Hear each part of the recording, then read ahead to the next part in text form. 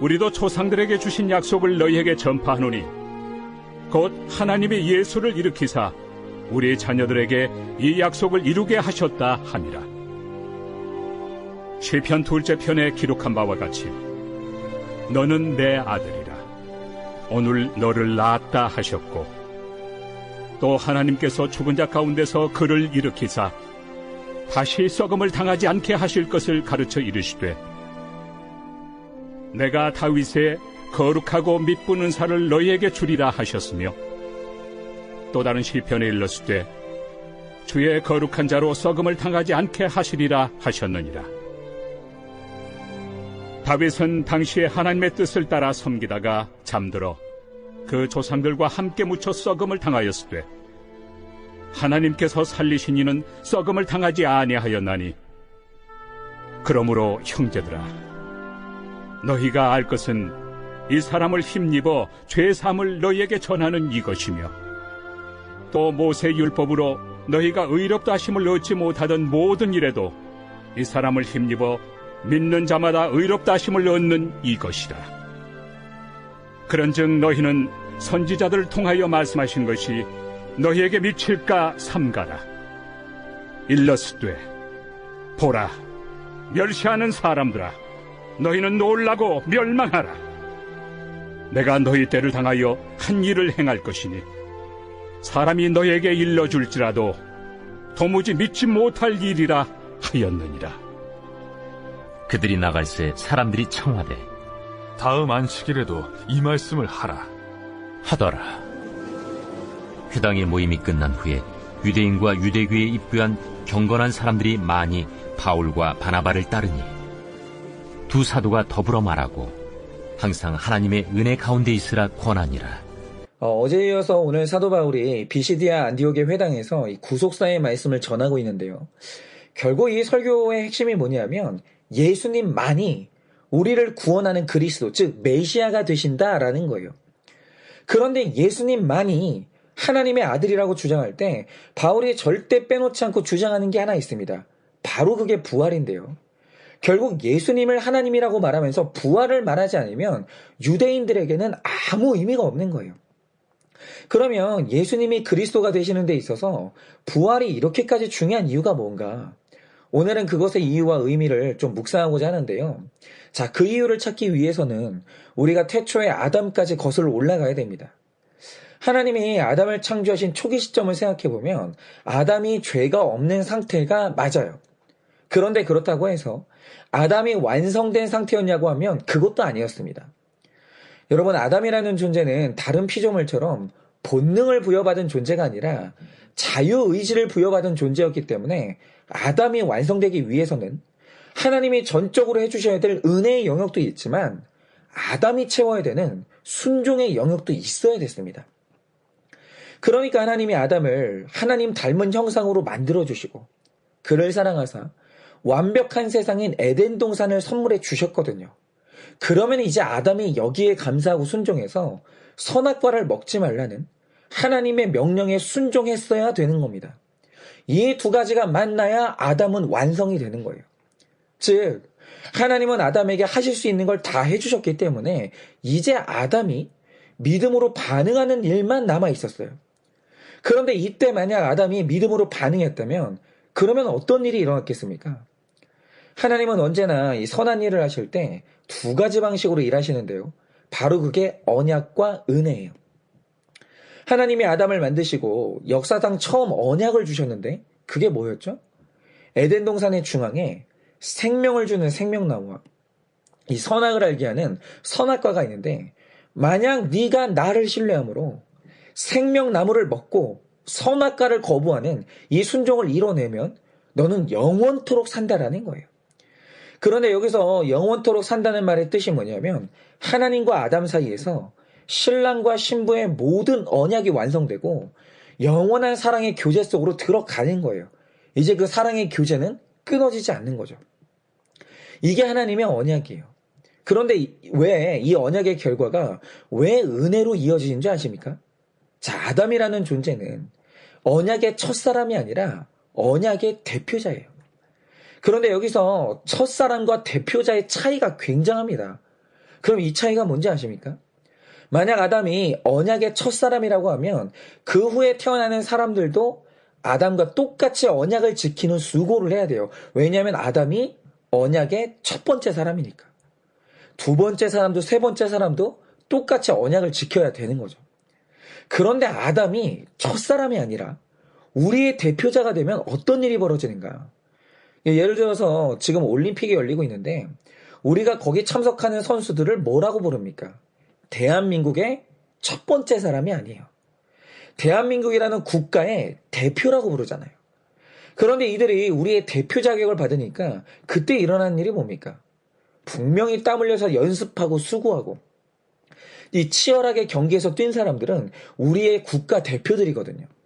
그런데 그들이 경기에서 승리하면 그 승리를 뭐라고 표현하죠? 그들이 승리했다고 말하는 게 아니라 대한민국이 승리했다. 즉 그들의 승리가 자동적으로 우리 전체의 승리가 되는 거예요. 왜죠? 그들은 개인 자격으로 뛴 게 아니라 대한민국을 대표하는 대표 자격으로 뛰었기 때문에 그들이 패배하면 그 패배가 우리의 패배가 되고 그들이 승리하면 그 승리가 자동적으로 우리 전체의 승리가 되는 거예요. 대표는 그런 의미를 가지는 겁니다. 그래서 아담의 위치를 규정하는 게 정말 중요한데요. 아담은 우리 중에 한 사람이거나 우리 중에서 첫 번째 사람이 아니에요. 아담은 모든 인간의 대표예요. 그런데 하나님이 아담에게 대표의 자격을 주시면서 처음 계획했던 구원 계획이 뭔지 아십니까? 만약 아담이 모든 인류를 대표해서 이 언약에 순종했으면 그 한 사람의 순종으로 말미암아 이후로 아담 밑에서 태어나는 모든 후손은 아담처럼 언약을 지킬 필요가 없이 그냥 아담의 후손이라는 이유로 영생을 거저받는 거예요. 그러니까 하나님의 처음 계획은 인간의 대표인 아담 한 사람의 순종으로 모든 사람 전체가 구원받는 게 그게 하나님의 목적이었다는 거죠. 그래서 하나님의 원리는 뭐냐? 언약과 은혜, 이 두 가지 원리로 돌아가는 거예요. 그러니까 원래 이 대표성의 원리는요, 세상에서 가장 좋은 은혜의 원리였어요. 그런데 여러분, 이 아담이 죄를 짓게 됐습니다. 그런데 이 죄를 지으면서 이 대표성의 원리가 이제 세상에서 가장 끔찍한 저주의 법으로 변했는데 왜죠? 어느 날 아담이 하나님과의 언약을 깨버리고 선악과를 먹으면서 영생하는 존재가 아니라 반드시 죽는 존재가 된 거예요. 그런데 계속 말씀드렸듯이 이게 왜 인류 전체의 저주가 됐습니까? 아담이 우리 대표거든요. 그래서 만약 그가 영생을 얻었으면 그게 우리 전체의 영생이 되지만 만약 그가 불순종함으로 사망하는 존재가 돼도 그 사망이 인류 전체의 사망으로 번져버리는 거예요. 그런데 아담이 그 중요한 대표의 사명을 완전히 실패해버린 겁니다. 완전히. 그래서 이제 사람은 아담 이후로 우리 전체가 다 반드시 죽는 존재가 된 거예요. 그러니까 이 당시 유대인들이 죽음에 대해서 가졌던 상식이 뭐냐면 첫째, 이 땅에 태어나는 인간은 모두가 다 아담의 후손이에요. 여기서 못 벗어나요. 이게 혈통의 저주입니다. 그리고 둘째, 죄인의 대표인 아담의 후손으로 태어나는 모든 사람은 태어날 때부터 가지는 원죄의 영향으로 반드시 죽는다라는 거예요. 다시 말해, 이 유대인들에게 죽음은 노아의 결과가 아니고요. 아담의 후손으로 태어날 수밖에 없는 운명과 그 때문에 짊어지는 죄의 결론이에요. 일단 누구를 막론하고 죄가 있는 사람은 절대로 죽음을 이기지 못해요. 절대로. 그러니까 어느 시대나 이 통일교 문선명이나 신천지 이만희처럼 자기를 메시아라고 주장하고 보혜사 성령이라고 주장하는 사람들이 어느 시대에나 있었거든요. 그런데 이 말 뜻이 뭐냐면 자기는 죄가 없다는 거예요. 그런데 이 사람들이 어떤 주장을 하든지 그걸 검증하는 아주 심플한 방법이 있습니다. 그게 뭔지 아십니까? 그 사람이 가만히 기다리고 있다가 그 사람이 죽는지 안 죽는지 보면 돼요. 그러니까 어떤 사람이 자기를 메시아라고 주장했는데 그가 죽었다고 하죠. 그러면 그 죽음이 아주 선명하게 증거하는 게 뭐겠습니까?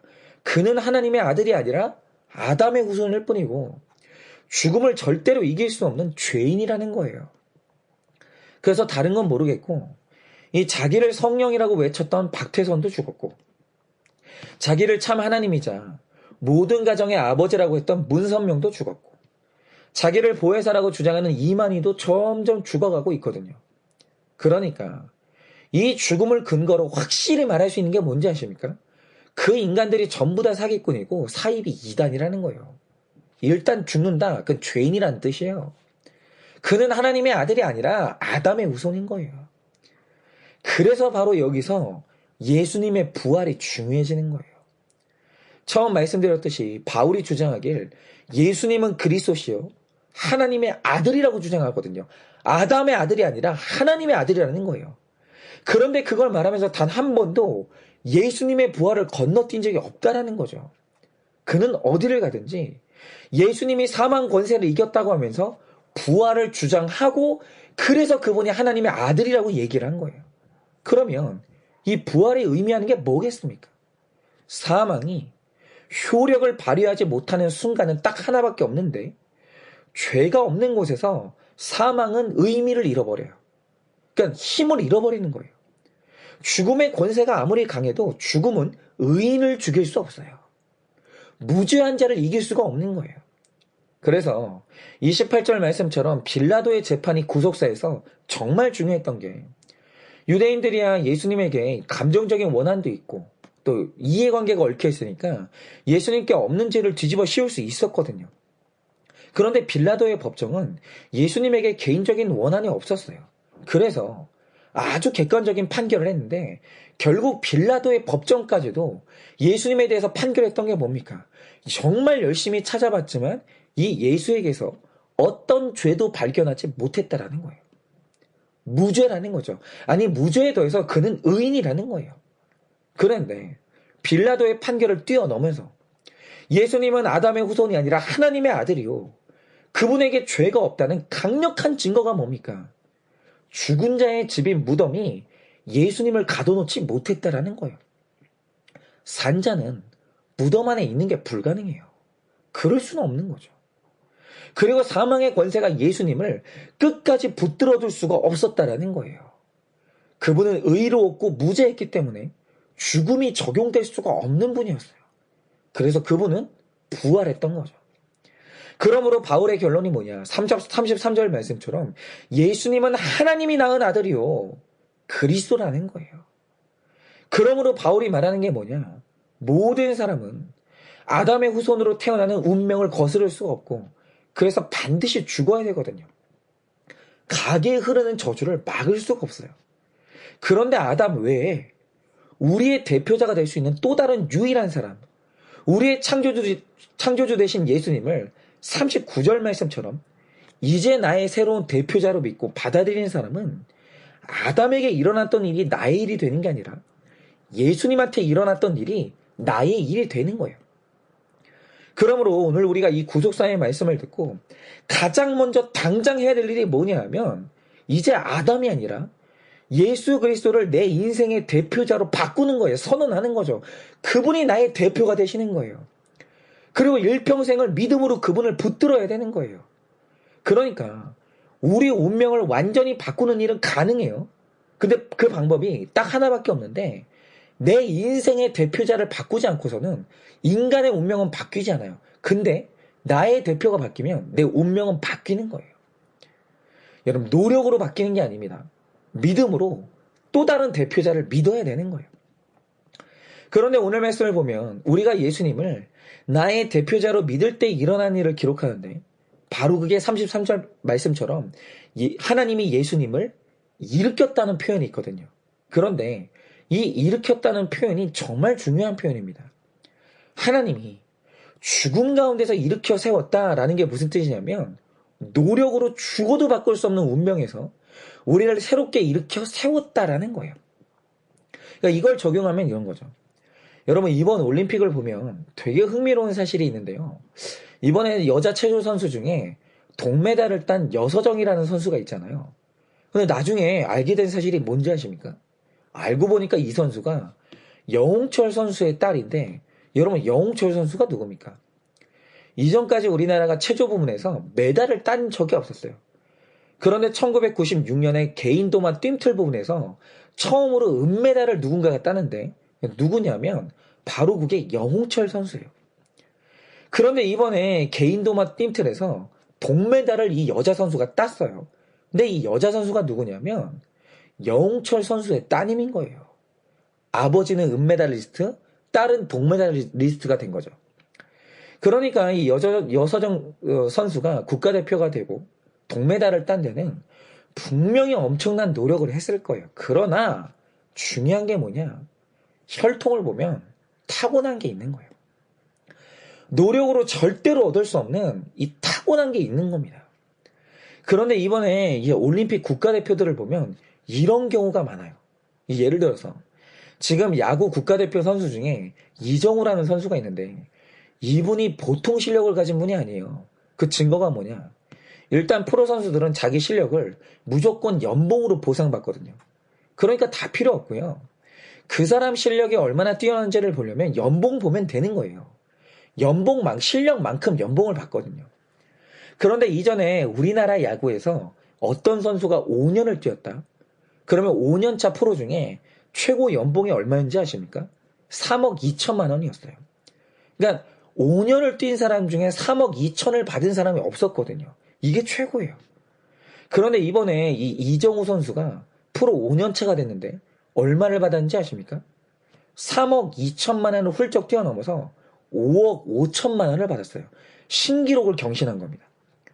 그런데 여러분 궁금하지 않으세요? 어떻게 이 선수가 이렇게 야구를 잘할까? 뭐 여러 가지 이유가 있겠지만 그 중에서도 가장 중요한 이유가 있는데 그게 뭔지 아세요? 이 선수가 우리나라 프로야구의 전설이라는 이종범 선수의 아들이에요. 그뿐입니까? 최근에 우리나라 프로농구에서 MVP를 따낸 이 허운이라는 선수가 있는데 이 선수가 누구냐?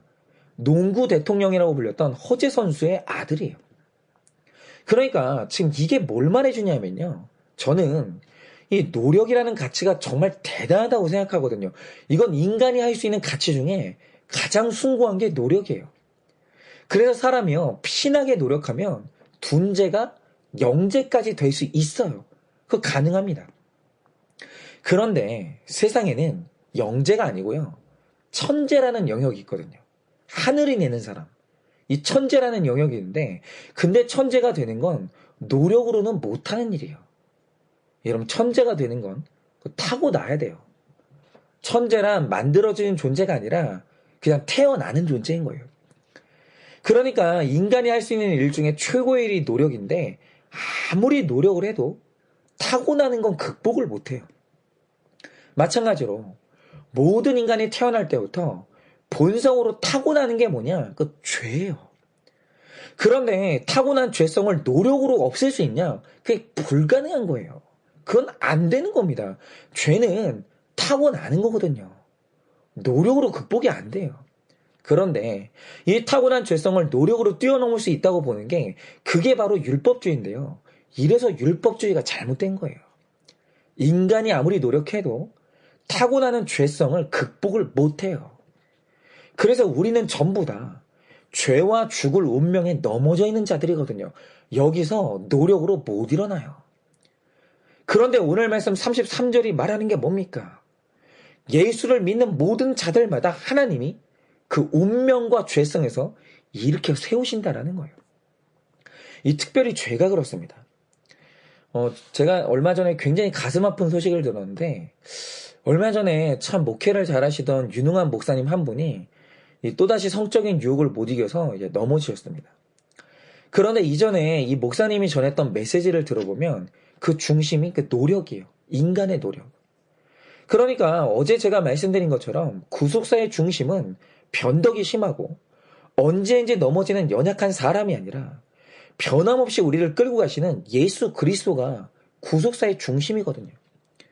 그래서 예수님이 우리의 구원자 되시면 한 번 택함 받은 사람의 인생에서는 구원이 취소되는 일은 없어요. 그분이 큰 권능으로 우리를 인도하여 내시는 거예요. 이것이 바로 성도의 견인이에요. 그런데 이 목사님이 평소에 말씀하셨던 게 뭐냐면 이 구원의 중심은 사람이기 때문에 우리 구원이 사람이 이게 죄를 짓거나 뭔가 실패하면 우리 구원이 언제든지 취소될 수 있다고 말했어요. 그리고 자기 노력으로 중심을 잘 잡는 사람은 구원된다는 거죠. 그런데 웬걸요? 이렇게 외쳤던 분이 이번에 죄에 넘어지셨어요. 근데 여러분, 그분이 노력을 안 했겠습니까? 얼마나 노력했겠어요. 얼마나 그 마음을 다잡으려고 애를 썼겠습니까? 그런데 넘어졌다라는 거죠. 그러면 이제 여기서 그래, 내가 말했던 것처럼 나의 구원은 다 끝났다, 나는 구원받지 못한다, 여러분 이렇게 선언할 겁니까? 만약 내가 이전에 주장했던 걸 번복하는 게 자존심이 상해서 그대로 흘러 떠내려간다면 바로 그게 가룟 유다예요. 여러분, 가룟 유다고 베드로고 다들 예수님 배신했습니다. 그날 밤, 예수님이 잡혀가시던 날 밤에 넘어지지 않은 이 제자들은 아무도 없었어요. 그런데 유다는 그때 자존심이 상했어요. 그래서 회개하고 돌이키는 대신에 자살했고, 베드로는 자존심을 버렸어요. 그리고 두 손 두 발 다 들고 회개하면서 자기 길을 돌이켰다는 그 차이밖에 없는 거예요. 여러분, 마찬가지로 우리가 죄에 넘어질 수밖에 없는데, 여러분, 넘어졌을 때 바로 돌이켜야 되는 게 뭡니까? 자존심 상해서 숨어버리는 게 아니라, 나를 일으켜 세우는 것은 나의 노력과 의로움이 아니라 전적인 예수님의 은혜라는 걸 인정하고 예수님을 내 인생의 중심에 놓고 그리로 돌아와야 되는 거예요. 그가 누구고 어떤 죄를 지었든지 간에 죄를 지을 수밖에 없고 타고난 운명에 넘어져 있는 게 아니라 바로 거기서 죄를 고백하고 예수님을 내 인생의 중심으로 세우면 거기서 예수님이 나를 일으켜 세워 주시는 거예요. 여러분, 사망을 이기시는 예수님 앞에서 이길 수 없는 운명은 없는 거예요. 그런데 이 운명을 내 노력으로 맞서려고 하면 그는 백전백패하는 겁니다. 그러니 지금 우리 삶 가운데 노력으로 이길 수 없는 나의 운명, 내 죄를 만나서 넘어지고 주저앉아 있는 분들이 있다면 여러분, 노력보다 더 능력 있는 길이 있다는 사실을 아셔야 돼요. 그게 뭐냐? 예수 그리스도를 믿는 믿음이에요. 강박했던 우리 마음에 말씀이 들려서 나를 주저앉게 만든 내 죄가 보이고 내가 얼마나 연약하고 무능한 죄인인지 내 연약함의 끝으로 내려가서 내 인생에 해석되면 누구나 다시 일어날 수 있다라는 거예요. 그러니 오늘 이 아침 우리 모두가 다 노력이 아닌 예수님을 다시 만나기를 원해요. 그래서 그 예수님 손을 붙들고 다시 일어날 힘을 얻으시기를 예수님의 이름으로 축원을 드립니다.